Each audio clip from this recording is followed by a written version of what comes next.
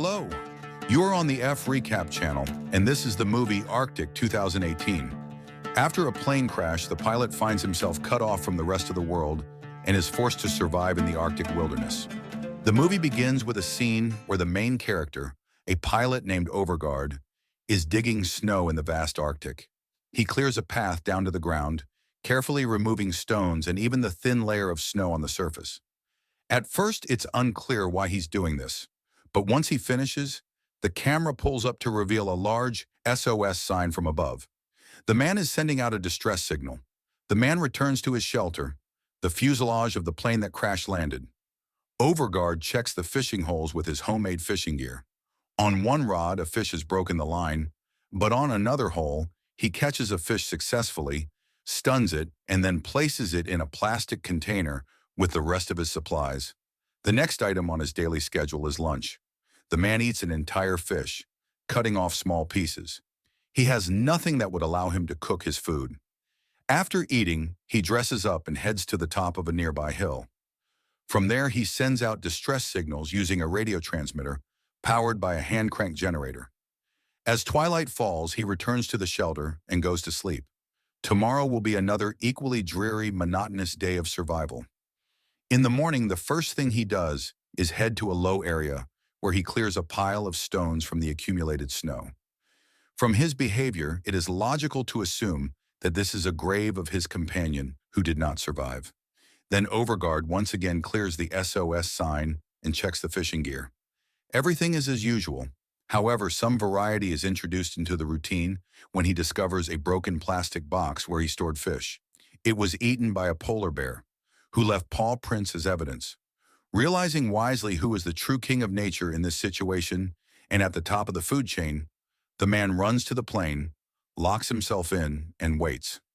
During one of the following sessions of sending signals from the radio transmitter, Overgard notices a polar bear in the distance, down in the valley. The predator sees him too, but does not hurry to approach, as if it knows that the man isn't going anywhere. The bleak and monotonous existence continues day after day. But one day when a snowstorm approaches, the beacon signal is picked up by rescuers flying nearby. Overgard signals them with a smoke flare, and they head towards him. Due to strong crosswinds, the helicopter fails to land and is later blown to the side, where it crashes, hitting the ground. For a few moments, the world around loses all sound. The man's mind simply refuses to process anything else. But Overgard quickly collects himself and rushes to the crash site. Since there was no explosion, there might be survivors. Out of the two pilots, one dies in the crash, while the other, a young woman, though unconscious, is relatively lucky. The man climbs into the overturned cockpit to unbuckle the straps and check on her. Besides a head injury, she has a cut on her abdomen. Using the helicopter's first aid kit, Overgard treats the wound, closing the edges with a medical stapler. After waiting out the storm in the helicopter cabin, Overgard checks on the injured rescuer. He then searches the cabin for useful items, such as an ice axe and a map of the area. He also finds several packs of instant noodles. After a diet of raw fish, even in its dry state, it feels like a delicacy. He then detaches the doors to make improvised sleds. Leaving a message on the helicopter for any other survivors, Overgard hauls the injured woman back to his camp. The fuselage serves as a shelter. He places the woman on a cot, gives her some water, and checks her condition using a simple test, asking her to squeeze his hand. When she, still unconscious, doesn't react, the man leaves her a note just in case and returns to the helicopter. There might still be something useful. At the site, he takes a jacket from the deceased pilot, laying down a makeshift grave out of stones in return. Among the useful things, he also finds a portable gas stove and a working lighter. Such a find will definitely help diversify the menu of raw fish and melted snow. Lastly, he takes a photo of the injured woman with her family, her husband and child, from the cabin. Already preparing to leave, he checks the cargo hold, where he finds proper sleds. Loading up the freshly collected supplies, Overgard heads back to his base. There he places the photo near the injured woman, so that when she wakes up, she remembers what she has to fight for and why she needs to keep going. After disinfecting her wound again, the man lights the stove. For the first time in who knows how long, he can enjoy some warmth. Then he compares his handmade map which he's been keeping since his own crash, with the rescuer's map, which marks a meteorological station a few days' walk away.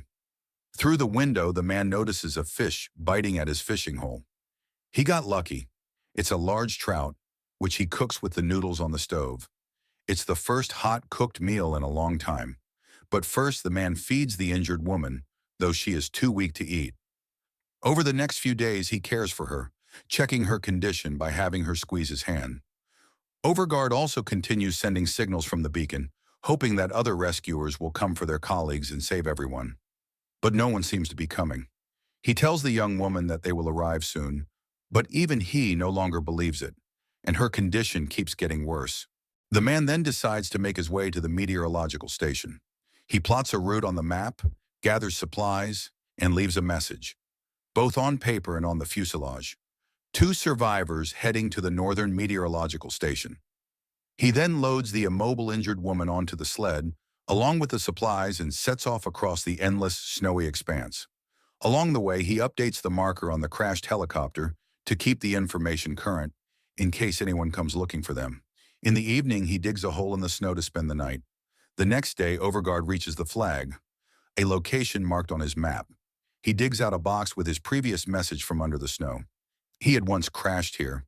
Taking his pilot's license from the box and removing the flag to avoid confusing anyone else who might end up here, the man resumes his journey. However, he soon encounters an obstacle, a steep pass, which is not easy to climb with the injured woman.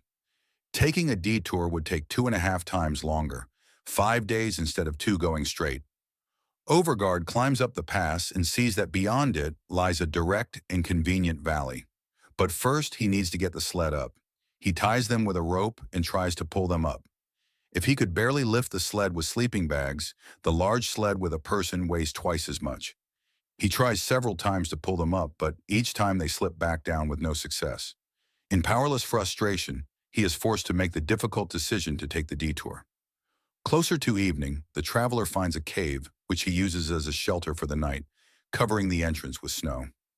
Overguard tries to feed the woman, but she remains unconscious and does not drink. Near dawn, a beastly roar echoes nearby. The man tries to stay silent, gripping his ice axe, expecting the worst. A polar bear forces its way through the snow-covered entrance. The only thing that saves them is that the entrance is too narrow. The bear can fit its head through, but not its body.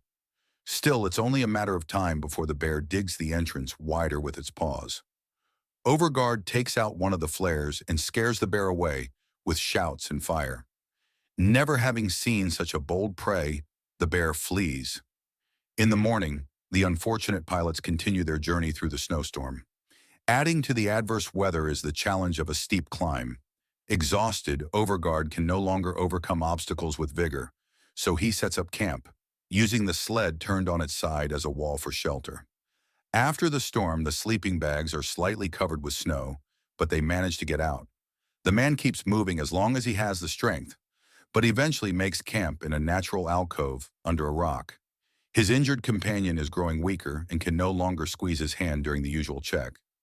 In the morning, Overguard discovers that her eyes are inflamed and blood is collecting in the corner of her mouth. He checks the wound, and his worst fears are confirmed. It has become infected. Placing the photo of her family in her hands, the survivor begins gathering his things to continue the journey. At one point, his attention is drawn to flowers growing out of the snow on rocks, a vivid reminder that life will always find a way.